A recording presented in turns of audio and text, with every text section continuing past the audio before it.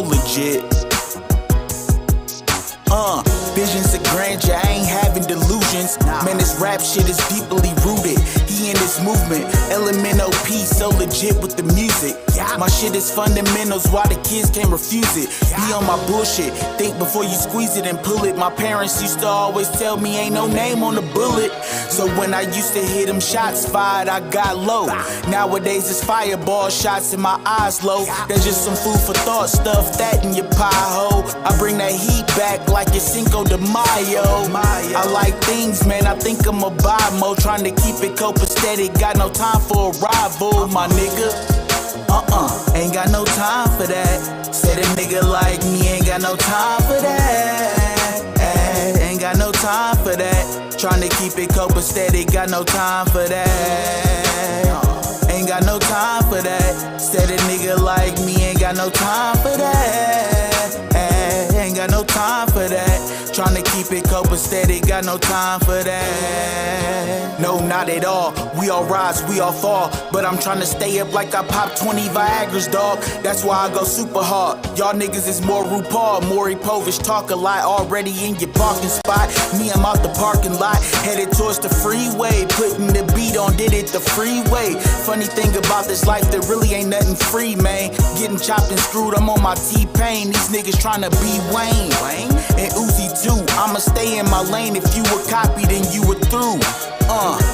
Give me the Rocky Rudy Poos. Tryna spread the news, not end up on the news, my nigga. Ain't got no time for that. Said a nigga like me ain't got no time for that. Ain't got no time for that. Tryna keep it copacetic, got no time for that. Ain't got no time for that. Said a nigga like me ain't got no time for that.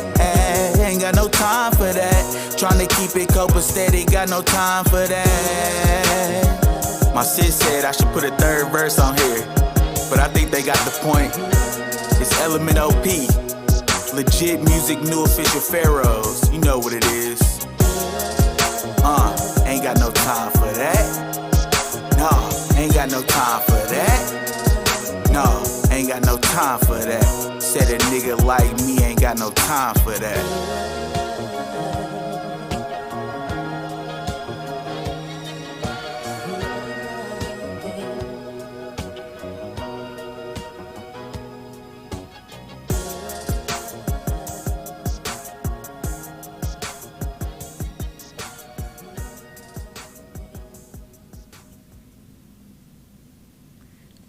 Good evening, and welcome to the Black Podcast Show. Once again, hosted by me, your girl Auchante, and that music was by my boy Tone Legit. No time for that. And that's one of my Milwaukee kinsmen. Obviously, he from the same city I'm from, and I want to show him some love. He been spitting for a minute, and that's one of those cats that still does what I consider, real music, real lyrics, real bars. So, like I said, that's Tone Legit. I'm going to get right into the show. Thanks for allowing me to play your music, brother. As y'all can see, I'm shining on y'all a little bit today. I got the grill in. I had to become an official Texan and go ahead and get icy. But as you can also hear, I haven't quite mastered talking with it in, so I'm not going to wear it for the whole show. I just wanted to, shine on these hoes right quick. Let y'all know, the Black Podcast Show making some money. No, I'm just playing. It's not yet. It's not making any money as of yet. I just need y'all help in sharing, liking, commenting, getting it out there so I can start making some money, So, I'm not going to keep this in, actually. I'm sure that's a lot better. All right. So, like I said, this is the Black Podcast Show. Every Monday, 8 o'clock, I'm here with y'all, chopping it up, giving y'all some motivation, talking about some true crime, and giving y'all some TAE Talk, pop culture discussions. I talk about a lot of different things on the show, and I keep it real with y'all for about an hour, then I get up out of here. So you got me for an hour, and today I got a really, really interesting true crime case. A lot of people hadn't heard about this, which surprised the heck out of me because I was surprised that I hadn't heard of it.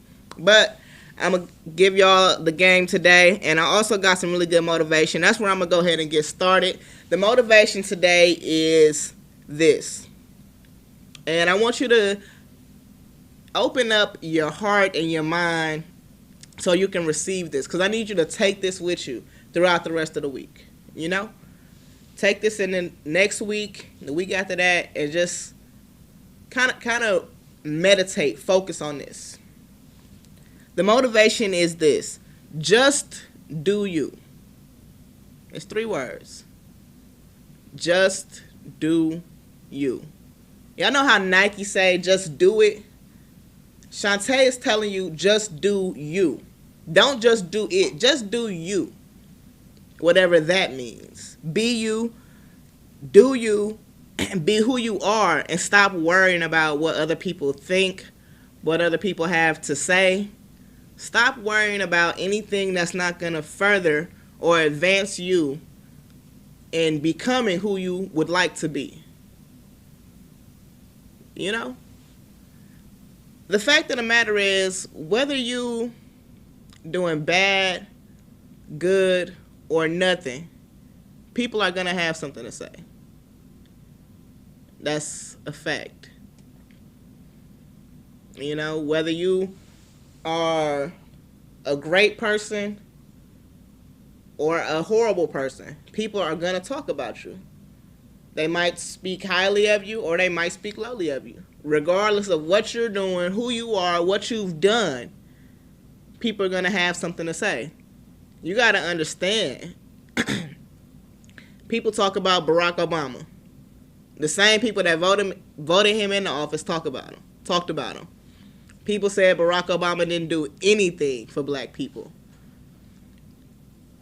And I mean, I'm not saying I'm #1 Barack Obama fan, but if nothing else, having a black man in office is powerful, or was powerful rather, because it's inspiring to black children. It's inspiring to minority children in general. So if people talk about a person that has achieved a lot and that is known as a positive person, known as a good person, why do you think they won't talk about you? You know, people feel entitled every day. People feel jealous every day. But that's not for you to worry about. That's not for me to worry about. It's up to me and you to do what we're here to do. And stop worrying about what other people think. You know, sometimes when I'm doing it, even just this podcast, it might not seem like very much. But sometimes I'm like, well, what are people going to think if I say this? Or I think about something I said already and I'm like, maybe I should delete that. But why would I give a fuck about any of that? You know what I'm like? How crazy does that sound when it's a lot of people, a lot of y'all comment and say, I love your show. You know, a lot of people comment and say, oh, you know, that's real talk, or you speaking facts. So why would I worry about a person that's hating?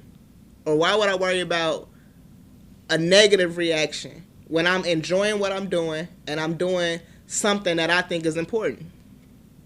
How crazy is it that I'm worried about what a negative Nancy would have to say? A person that's probably not impacting my life in any type of way. It could be a person I don't even know like that. Certainly not paying my bills. Certainly not a person that's going to help me in any kind of way. And it's the same for you. Why do you give a fuck what somebody got to say? Excuse my language if it's any kids listening, but they need to hear this too. It's really important.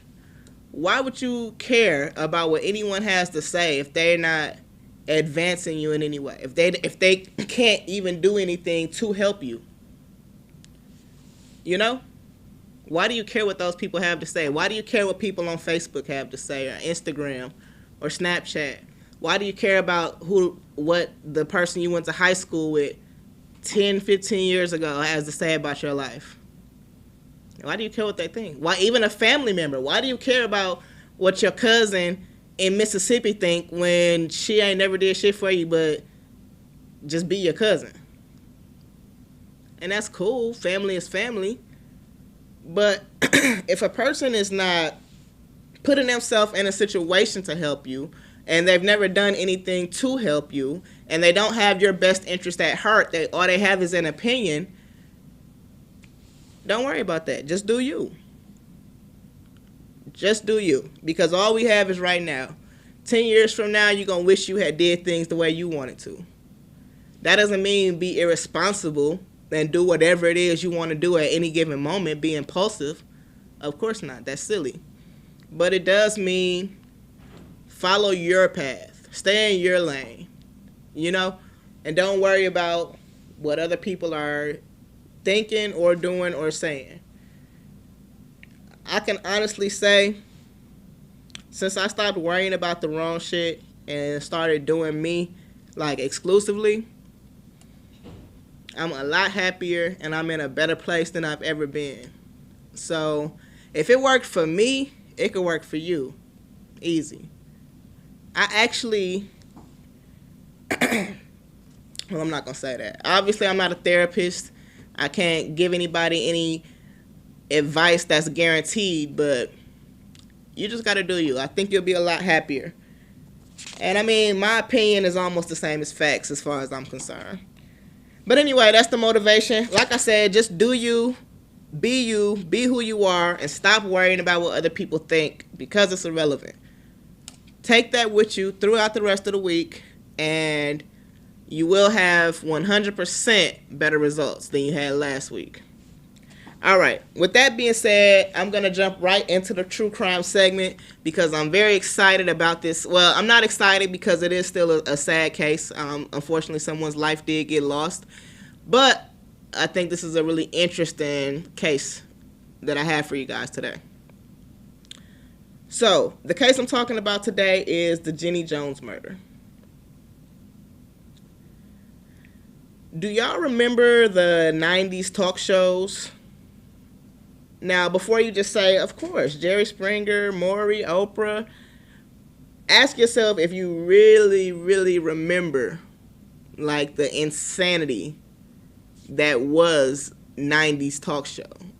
It's like, now I feel like we have so much reality TV that we're kind of desensitized to it all. There's really no shock value left. But in the 90s, these talk shows introduced ratchet television to America.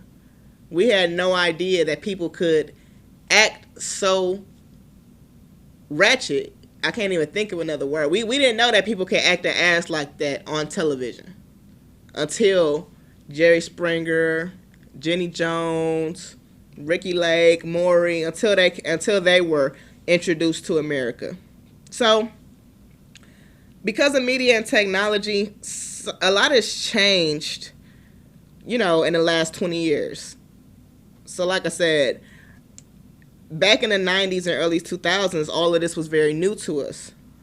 But even as far as societal thought patterns and judgments, things have changed. And I just say that to say that the actions that took place are nowhere near acceptable or justifiable. But when I consider the attitudes that were encouraged in our society towards certain individuals, I can honestly say I have empathy for all parties that were involved. So with that being said, I'm going to just say, if you don't remember Jenny Jones, which I don't blame you if you don't, she was pretty mediocre white chick who couldn't make it as the white Oprah, so she opted for being the female Jerry Springer. So I'm going to ask y'all this. If you had a crush on someone as an adult, how do you tell them? Do you just tell them flat out? Maybe send a text message, maybe flirt until they get it, maybe ask them on a date? Or do you take them on national TV and tell them in front of the whole world and potentially embarrass them? If I had a crush, I would make a little playlist. That's what I used to do. You'll make a playlist? Yes. I can see that. Just throw in a couple of rap songs, then one, like, I Can't Swim My Life Without You type of song. That's a good one. Well, the gentleman in this case, the victim in this case, didn't really see that as an option. Scott Amador was actually, I would say, a very unique individual for that time period. Scott was in the Army. He was a military man, but he was also homosexual, which obviously I have no problem with that. But it was very rare, not rare, but it wasn't very common for guys to be out, especially military men, to be out in the 90s. So Scott was out. He was actually a very generous guy. He was super active in the LGBT community.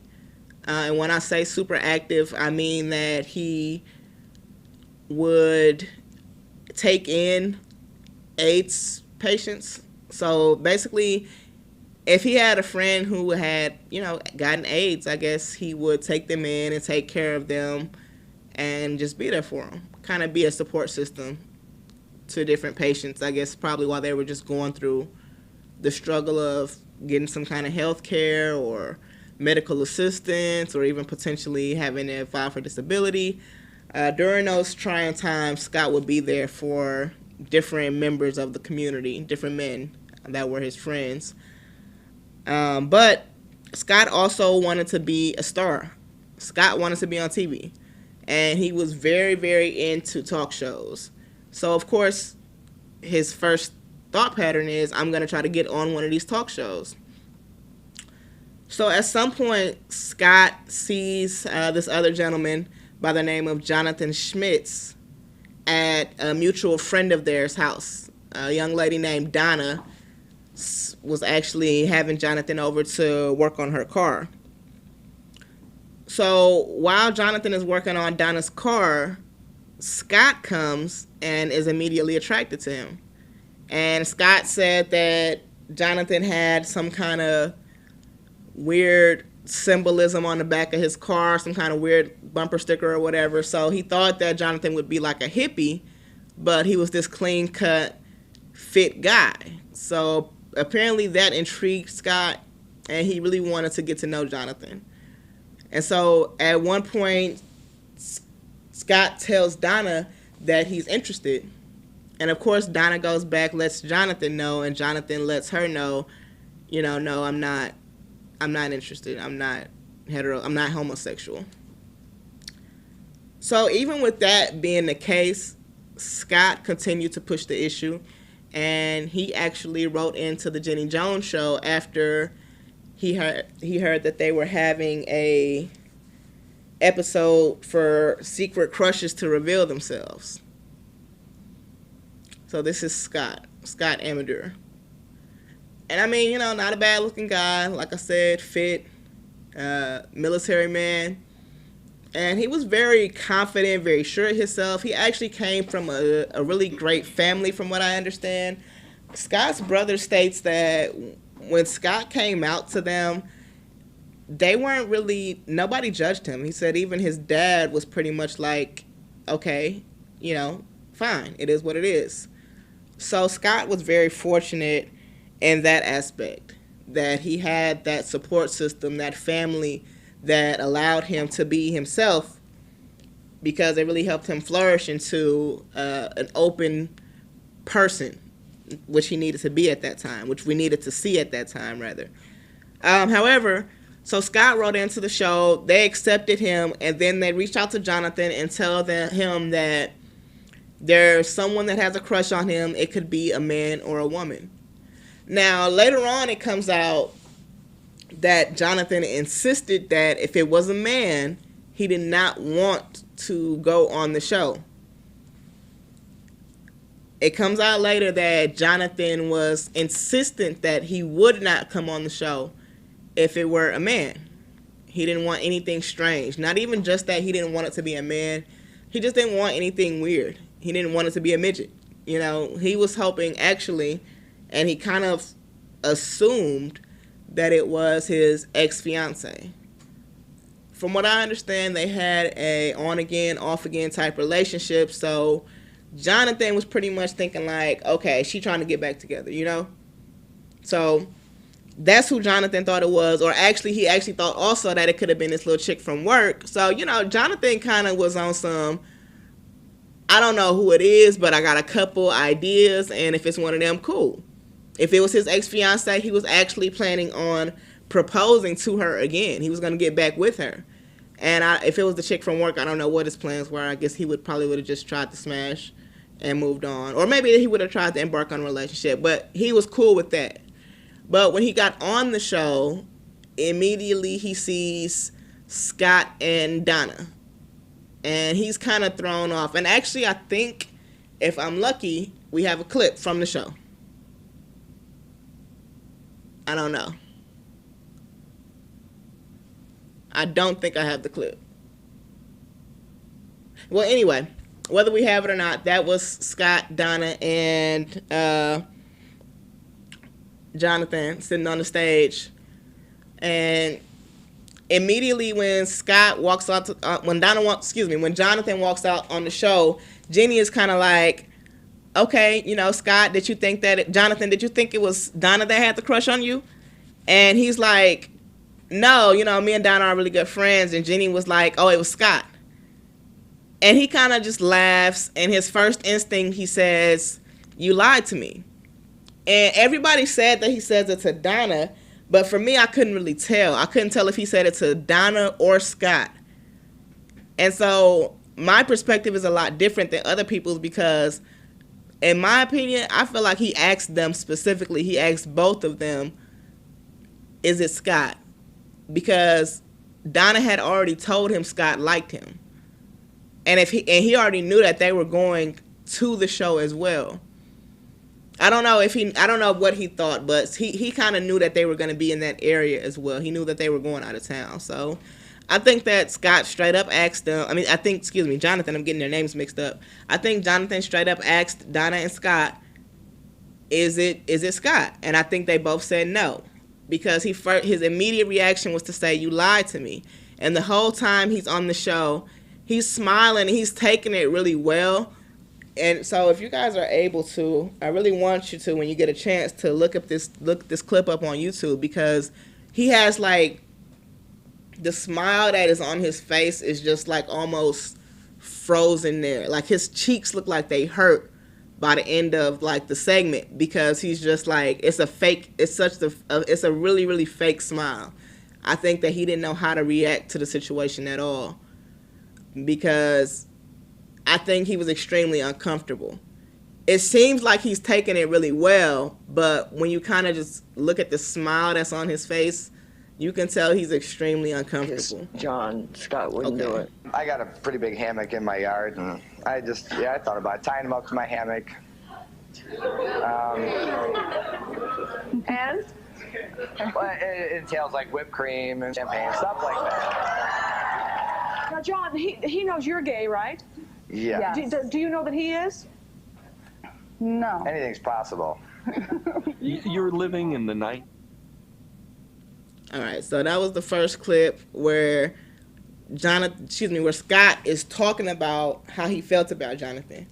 So they showed Jonathan that when he immediately came out.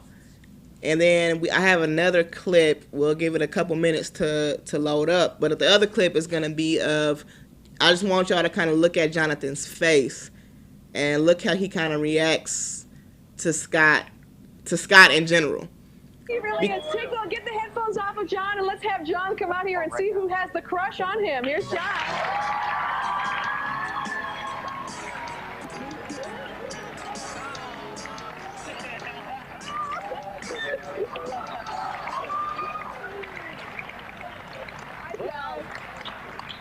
Did you think Donna had the crush on you? Did I? No, we're good friends. Well, guess what? It's Scott that has the crush on you. You lied to me. I mean, he's confronted with this horrible situation. So the part where they kind of shake each other's hands, I feel like when he embraced Donna, it was very genuine.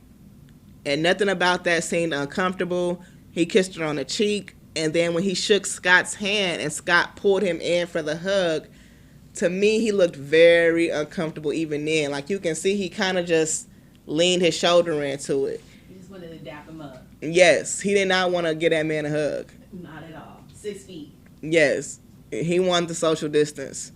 And then when they sat down and he was just kind of smiling, and then as soon as Jenny said it was Scott, he was like, you lied to me. Like, I think the energy is kind of, he's trying to keep the energy up, but yeah, like, look, Scott is completely embracing Jonathan. But did you see how Jenny was looking? She was definitely playing into it. Of course. Like, she was smiling the whole time. I mean, I think Jenny thought that it would be really funny. And I mean, even from the audience, if y'all look into the audience as the video was going, the audience was so excited. The audience is into it. It seems like a fun time. But we tend to forget that these are real people. It's in the 90s. Like, gay men looked in the 90s as if they had AIDS. I remember that. Like, Yes. If you were gay and you were a man and you were homosexual, you instantly It was labeled assumed. that you had AIDS. Exactly. So that stigma was super prevalent at that time. And I think also gay, even now, gay is kind of like, it's like a hot topic, or like a easy scandal. You know what I mean? So that's why I think Jenny Jones was so excited, because it's like, oh, I got this. I got a good one. I know my ratings are gonna go through the roof on this one. And then, of course, y'all may or may not know, this episode never even aired. I watched Jenny Jones because I didn't have cable, and I don't remember this episode at all.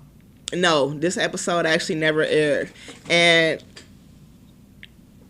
Jenny kind of just pushes the issue. She's asking Scott how he feels about Jonathan, and Jonathan has to watch Scott talk about how he wants to put him in a hammock and tie him up, and Jonathan just states, hey, yeah, I'm single, but I'm completely heterosexual. And that's just the smile that he had on his face the whole time. Like, that just... Like he wants to shoot up the place. Really? That's what you think? Are you saying that because he's white? Definitely. But just like the way he started clapping, he's like, let me go get my bag. Look at his eyebrows, though. See, you know what? I'm not even going to lie. Like, those are definitely the eyebrows of a killer. But he's got a good arch. Let me not lie. Yeah, but I don't know if he went and got them done. Like, those are the eyebrows of a killer for sure. I'm not even going to lie. Those are the eyebrows of a killer. And that's the haircut of a killer. Like, what the fuck is... It's like almost mullet business, but a little party. Yeah, mullet, bang. Like, the back is slick, but the front is kind of nappy. I don't know what that's all about. That's some Italian shit. Schmitz. What last name is that? Those sideburns, though. Yeah, he had a lot going on. I could have predicted that he would kill somebody, honestly. That hairstyle, those eyebrows, that intense smile, like to where his cheeks look like a fucking chipmunk. I could have most definitely predicted that he would kill somebody within the next 72 hours. So how did he? Like, let's get to the juicy part. Okay, you're right. Let's get to the juicy part. Like, So, I wanna know. Donna Scott and Jonathan leave the Jenny Jones show and go back to Michigan. I believe the Jenny Jones show was taped in L.A., so they leave that evening, and apparently everything was all good. They go to the airport. They actually got Jonathan to switch his flight to theirs, and they all have drinks, and it's a funky good time. And so apparently everything was cool. They got on the plane. They go home. Everybody's still friends. So another night, a couple days later, Jonathan goes out after work and has a couple drinks with some friends of his coworkers rather.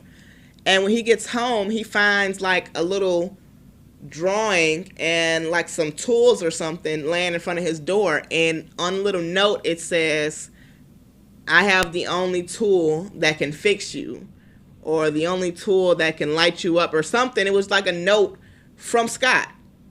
And at that moment, Jonathan pretty much lost it. That little note, yeah, he snapped, yes. And I'm surprised this wasn't on an episode of Snap, because he literally snapped, and he says this himself. He literally snapped when he read that note. That same night, he went to the ATM, took out some money, went and bought a gun. I wonder if there was like music playing in the background. What kind of music do white people listen to when they need? He was probably listening to Eye of the Tiger. So Jonathan hopped in the car, turned on Eye of the Tiger, skirt off. You know what I'm saying? He might have turned on some Tupac for extra effect. Because you know white people's favorite line is, oh, I was listening to Tupac and that's why I shot somebody. Like, somebody tried to pull that shit. It might have been him. I don't know. That's far from Tupac's whole idea of music. You're right. It was Eye the Tiger. So anyway, he pops on Eye the Tiger, goes to the ATM, take out some money, goes to the gun shop, and buys a gun like that. Probably Kmart. Easy. You know, the 90s. Well, and then they actually had it was actually, I believe, like a mom and pop type of gun spot. Oh. And so they actually had the clerk from the gun store, and she was like, no, he was very calm, very polite young man, nice man. Like, she's saying this as she's testifying at his murder trial, like, talking about he was a really nice young man. In his defense. But it just goes to show, not to even get off topic, but it should not be that easy to get a gun. This guy had a thought, went and took out some money out the ATM and went and purchased a weapon, a deadly weapon. A weapon that is used to kill. So how did he just thought he'll kill this crush off and that was the end? Well, this is what happened. So he went to Scott's house and knocked on the door. He left the gun in the car initially. He went to Scott's house, knocked on the door, and asked Scott if he had left a note. And Scott said yes. So I'm not really sure, because I've heard a couple different versions of the story, so I'm not sure exactly what the conversation was, what Scott's response was, but apparently Scott was not remorseful about having left a note. He didn't feel bad. And Jonathan at this point is pissed, but I don't think Scott knew that. Whatever the case was, Jonathan tells Scott, hey, I left my car running. He goes back to the car, grabs the shotty, go back to the door, push the door open with the gun. Scott immediately, like Scarface. Yes, like really on some killer type shit. And Scott immediately like tries to grab a chair. Like Scott starts freaking out at this point, of course. But that was it. Jonathan popped him. And after he popped him, he left, went down the street to a payphone and called 911 and told them that he just shot. He said, I think I just shot somebody. And I'm not even gonna lie, I'm kind of torn on this one because on one hand, I really felt kind of bad for Scott. Like, listen, I felt bad for Scott, period. I almost felt kind of bad for Jonathan listening to the 911 call because he really sounded extremely remorseful. Like, he was really a wreck. He was crying hysterically. He was like, I just killed him. I just shot him. He's like, he played a really dirty trick on me. But you don't get to kill somebody because you're embarrassed. Like, you just don't. So that's why I don't feel bad for him, because it's not acceptable that you lost it like that. Now, a lot of people felt that Jenny Jones and her show were responsible for the death of Scott Amadure. However, I kind of agree. I kind of agree and I kind of disagree. I agree. You think that they are responsible? Especially if they said at the beginning, he did not want any type of weirdness. I don't want a guy to like me. Yeah. And you said that they said it could be a girl or a guy. Well, if I'm a man and someone has a crush on me, the only thing you should say is a girl has a crush on you, not a man or a woman has a crush on you. I think they played into it. They should be held responsible. I think it's hard to say. What I will say is later on we find out that Jonathan had some mental issues. He had, like, I believe he was slightly bipolar. Like, he legitimately had some mental health issues that were in the process of being addressed. But he suffered depression, anxiety, and his family was also extremely homophobic. And according to Donna, he had been questioned about his sexuality before. His family had questioned him about his sexuality before. So, I mean, it's all fun and games to us, but these people have to go back to their regular lives.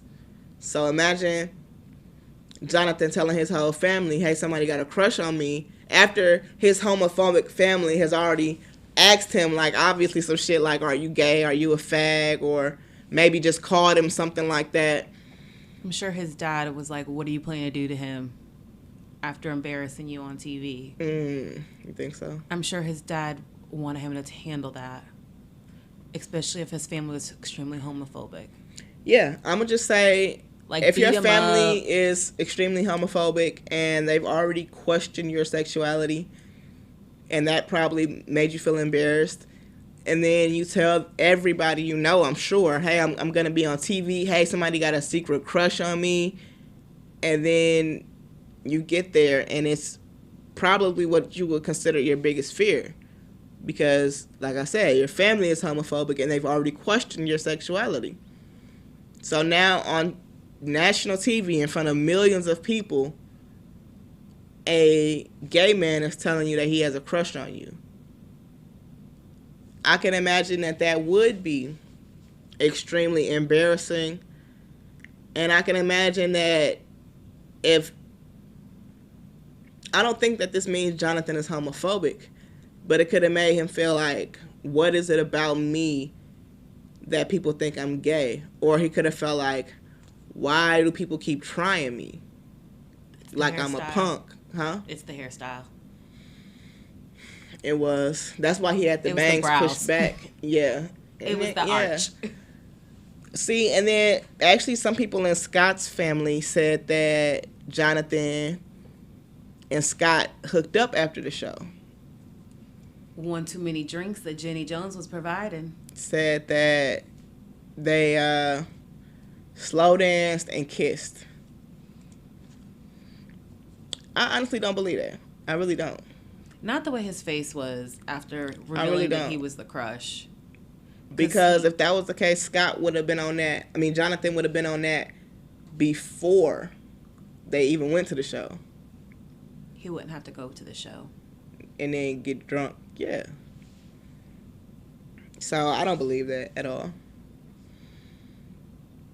But that's what Scott's family says, that after the show, they hung out a couple times. But I will say, I'm not sure what I believe, because how does Jonathan know where Scott lived? That's one thing I found strange that was never really explained.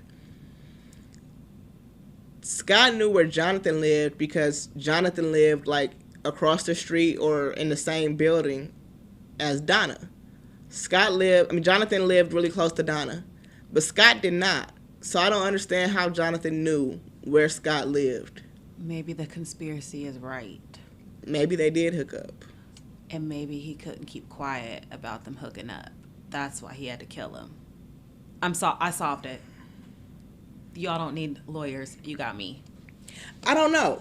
Because I also found it strange, like, why would he I guess he didn't have a choice, but why would he immediately call the police and tell on himself? I don't know. It's just, it's a few questions I have about this. But Scott got convicted. Scott got killed. Rest in peace, Scott. And Jonathan was convicted. Jonathan was obviously arrested and convicted. How long did he serve? 25 years. That's not that bad. I mean, he was a young man. So, I mean, honestly, he kind of took that shit on the chin. Those 25 years, is he out? He out. He just got out a couple years ago. Now, do you think he's straight? Oh, shit. After being in jail, shit. That's my thing. Like, you do something to make your worst dreams come true. Like, Jonathan, I don't know if you could hold your own against some real niggas in prison. You know, like, Scott pushing up on you sent you to the brink of insanity. Scott pushed up on you and you had to go get a fucking 12-gauge shotgun and blow the nigga brains out. So, I can't imagine. I'm sure he shanked a couple of niggas. Shit, nah, he probably was giving that booty up. But let me not even say that, because Jonathan the type, you say he gay, he gonna pull up on you. So let me not even Right. play with bro like that. He done already did 25 like it wasn't shit. I know another, he probably would just get 10 for me. Because, you know, I'm black or whatever, BLM. It's gonna be self-defense. Yeah, he'll probably get like 10. He'll do that 10 like it wasn't shit. So, no, I don't think he's gay. He's not gay at all. That's the straightest guy I've ever laid eyes on. Never seen nobody more straight than Jonathan Schmitz, ever. Now, did Scott's family, like, did they try to sue Jenny Jones? Like, They did. They get did, any most money? definitely. So actually, Scott's family sued the Jenny Jones show, and they were initially awarded $25 million. Okay.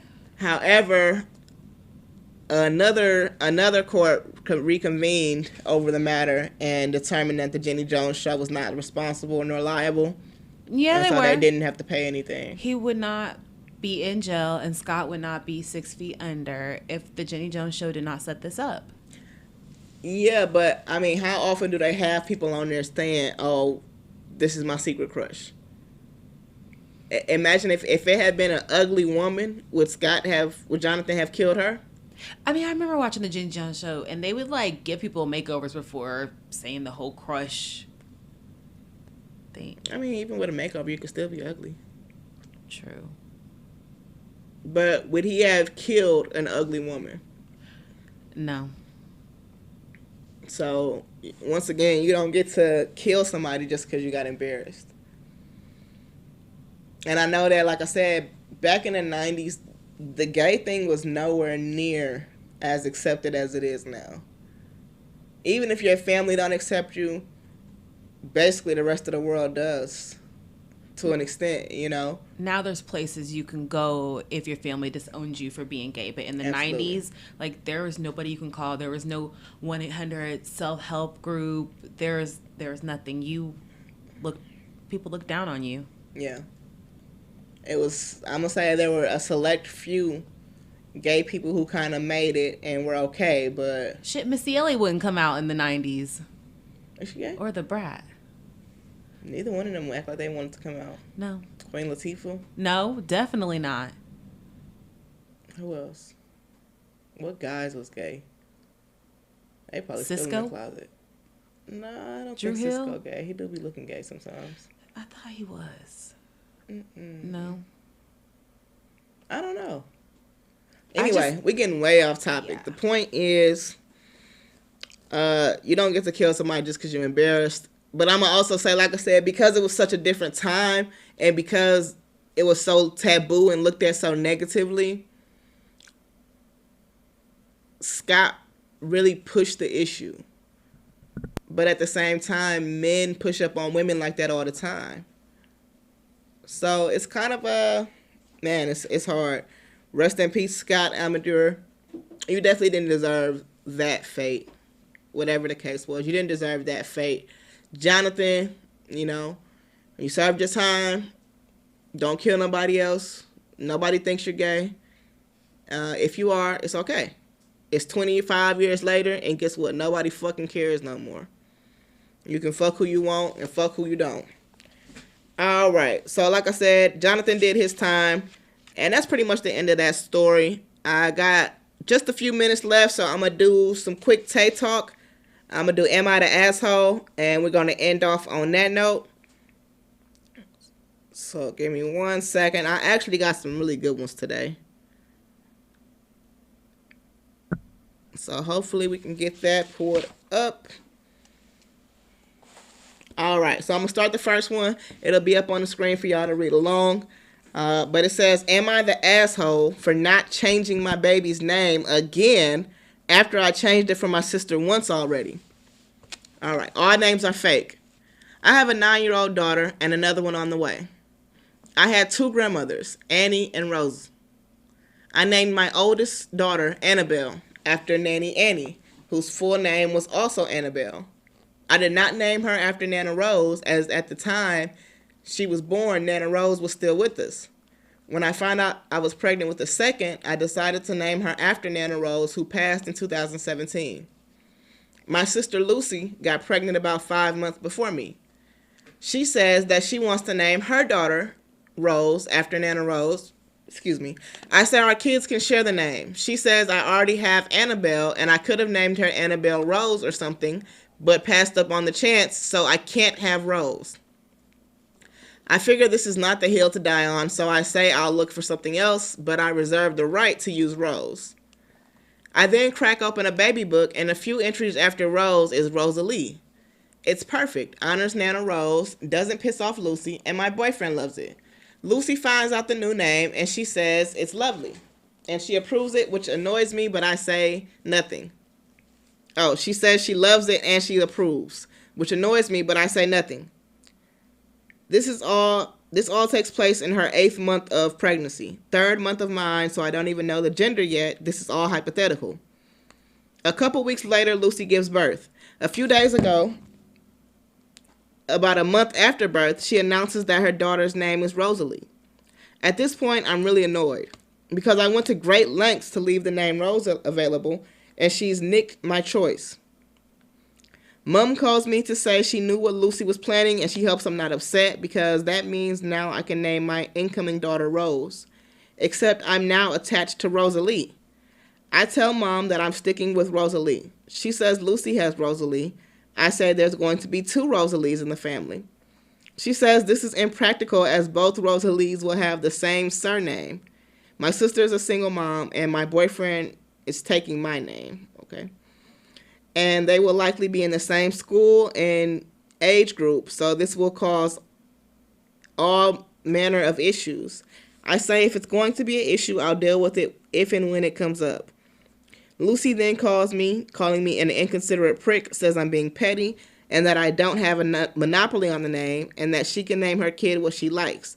I said that's all true, so by that same logic, I can use Rosalie.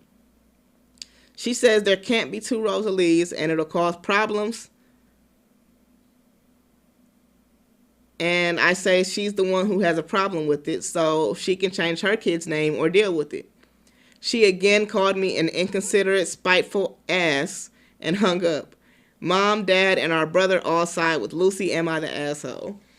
I thought this was so funny when I read this, and I had to pick it because petty family drama is always hilarious. Like, are you the asshole? No. Are you being extremely petty and childish? Absolutely. I low-key think the sister's being petty. She knew that was her. She chose that name. And then gives her that name when her child's born. She's Queen Petty. She knew that was going to piss off her sister. No, yeah, you're right. The sister is the asshole. The sister is the asshole in this letter. Lucy, you the asshole. Yeah, Lucy, oh my gosh, and you act like a Lucy, you fucking bitch. Yeah, Lucy, I don't like her. And I'm pretty sure I wouldn't like her baby either. So Lucy and baby Lucy, fuck both of y'all. I'm sure the other sister is like talking to her womb, like, oh, Rosalie, you're so beautiful, singing to her at night. That's what I'm saying. Lucy didn't do none of that. Lucy was calling this baby Rose up until probably the very moment she gave birth. And then here comes the mama. Oh, you can just call her Rose now. No, it's not that easy. And the mom said she knew what Lucy was planning. Like, oh my gosh, what kind of family was you born into? Right. Queen Petty, Princess Petty. I don't like that. Is this your younger sister? See, it doesn't even say. I wish I knew whether this was your younger sister or your older sister. If it's your younger sister, obviously she's being a brat, but she's probably used to that. So you should probably I don't think you should name your kid Rosalie. Like, you say you're attached to the name, but I think you really just pissed. That'd be a little crazy in school. Like, Rosalie Flores, can you meet me in the principal's office? So 2 people gonna show up? Right. And then ultimately, how are you going to explain to your daughter? Like, if you explain this to your daughter, at some point she's going to be like, Mama, really? You gave me the same name as my cousin? Because she's born second. So no matter what, she's Rosalie too. No, that's her aunt, right? No, it's her cousin. Oh, sister. Cousin. Oh. Okay. Lucy, this is Lucy's daughter. Lucy is the author's sister. So it's going to be Rosalie's cousin. Yeah, I think no matter how you spin it, 20 years from now, you saying, oh, but I picked the name first. It doesn't matter. She was born first. So, you're not the asshole. You are very petty. I love it. Don't get me wrong, but don't name the baby Rosalie. It's not worth it. 20 years from now, like, you just won't be able to justify it. All right, second, am I the asshole? Oh, you know what? Before I go any further, let me just say real quick, rest in peace to DMX. I should have said that at the beginning of the show. But definitely a huge rest in peace to hip-hop legend, icon, just superstar, DMX. That's a dude who I think we all can say as a community we kind of watch battle his demons, suffer, but still constantly fought through it, pushed through it. And I think, he's a perfect example of saying money can't buy everything, because I don't think it bought him peace. I think he was more peaceful closer to his last few days. You know, these past couple years, it seems like, just from the little bit I've seen about him online and stuff, he's been in a more peaceful state. But, I can just say we watched this dude really kind of struggle, despite being a millionaire. So, rest in peace, DMX. I know everybody been blasting your music. I seen Rough Riders Anthem was like #1 on iTunes or something, so I thought that was pretty dope. Like I said, just rest in peace to a legend. All right, let's finish this last. Okay, should I do this one or should I do the last one? Okay, I'm going to do the last one. So, Llama, it should start at 6. So, am I the asshole for cutting my wife off from assets? Let me get a quick swig. This one is funny as hell. I think you are the asshole. Off top. The title says it all. Yes, you are the asshole for cutting your wife off the assets. Let me explain. I'm ready. Let's hear it. Technically, my wife and I are still married. We have been separated for almost a year, but neither one of us has filed for divorce yet. Last spring, when COVID first got bad, both of my adult children lost their jobs and couldn't make rent. So I offered for them to stay with us until they got back on their feet. This caused a lot of stress for everyone involved. I work 45 to 50 hours a week in a manufacturing job, while my wife has not worked in nearly a decade. This was completely her choice, as she has never liked working. Parentheses, who does? And she wanted to pursue her making income on Etsy and other similar sites. So when my son and daughter came to stay with us, our house became much more crowded than usual. Since my wife stays at home all day, she felt that my children were invading her space and wanted them out pretty much immediately. She felt I was enabling them by letting them come stay with us and that we should let them sink or swim on their own. I told her that I couldn't let my children suffer when I was in a position to help. After only a few weeks, shit hit the fan. My wife had blown up at both my son and daughter because she felt they weren't pulling their weight in our house. She started giving them chore lists and would get angry when all the things weren't done. My kids were both looking for work and dealing with unemployment offices, and doing housework took a back seat to those things. Rightfully so, in my mind. I came home from work one day to my wife screaming like a banshee at my son. When I walked in, my wife immediately turned her ire toward me and told me that if I didn't kick my kids out right away, then she was leaving. So I told her my kids were staying, and she packed her stuff and called her sister to pick her up. My wife also doesn't drive. Since then, we have barely spoken. She won't answer my calls and will respond pretty much every text with, "Unless your kids are gone, we have nothing to talk about." Mind you, my daughter moved out during the winter after finding a new job, and my son has been working part-time for 6 months while looking for full-time work and saving money to move out. My wife didn't even tell me that her dad passed away earlier this year. I had to find out on Facebook. When I tried to call her, she wouldn't answer and ignored my text too. Since it has become painfully obvious to me that this relationship is over, I decided to finally file for divorce. However, as soon as my wife was served the papers, she flipped out on me. She is pissed that I cut off her access to our shared checking account and pissed that she will no longer have access to health insurance through my employer. She has called me an asshole more times than I can count, and her siblings have joined the choir on that refrain now too. I do feel bad that this is going to make her life more difficult, but I no longer feel that it is my obligation to provide for her when she clearly wants nothing to do with me. Can I say off top, the wife's the asshole. Like, these are your children, and you don't, it's a fucking pandemic, and they don't have nowhere to go, and you want your kids out? I'm going to say this. You birthed these kids. I don't know if these are her kids, because he said my children the whole time. I didn't catch that. He said my adult children. But he didn't say, he never said our kids. I don't think these are her kids. I didn't catch that. But still, this is like a part of you, and you don't want, like, you're going to let them live on the street?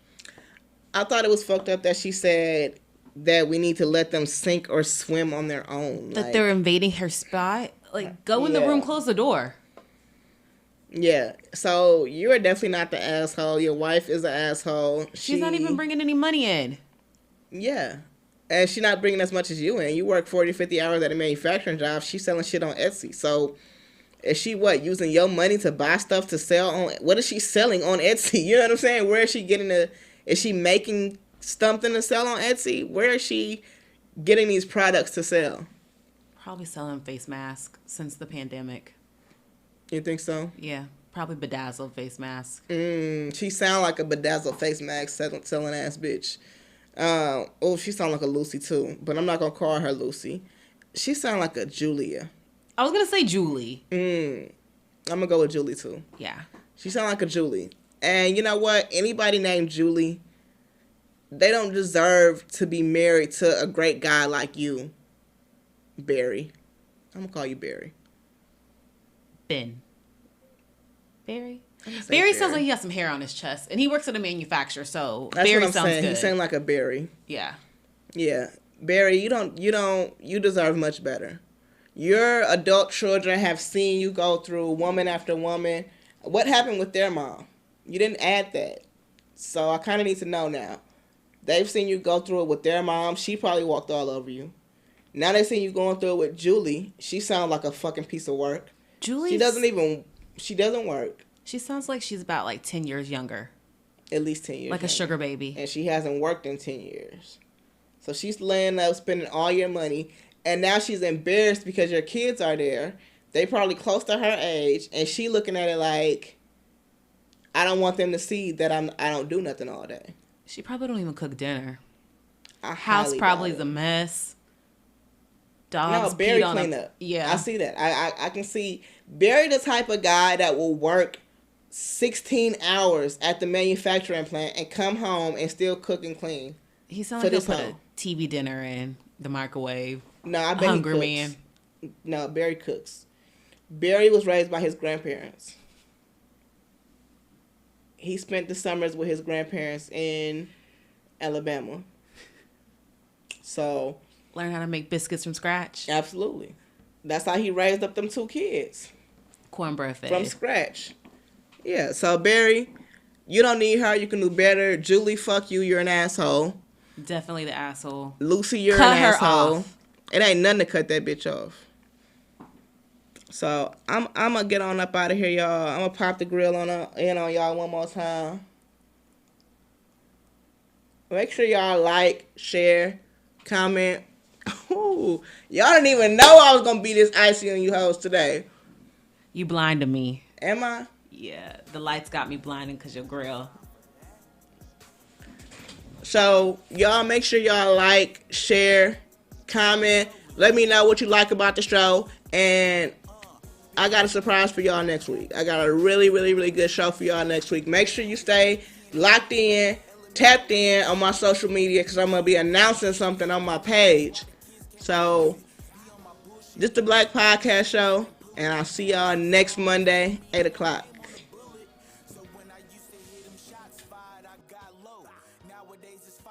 Shots in my eyes low. There's just some food for thought, stuff that in your pie hole. I bring that heat back like it's Cinco de Mayo. I like things, man. I think I'm a buy mo. Trying to keep it copacetic. Got no time for a rival, my nigga. Ain't got no time for that. Said a nigga like me ain't got no time for that. Ain't got no time for that. Tryna keep it copacetic, got no time for that.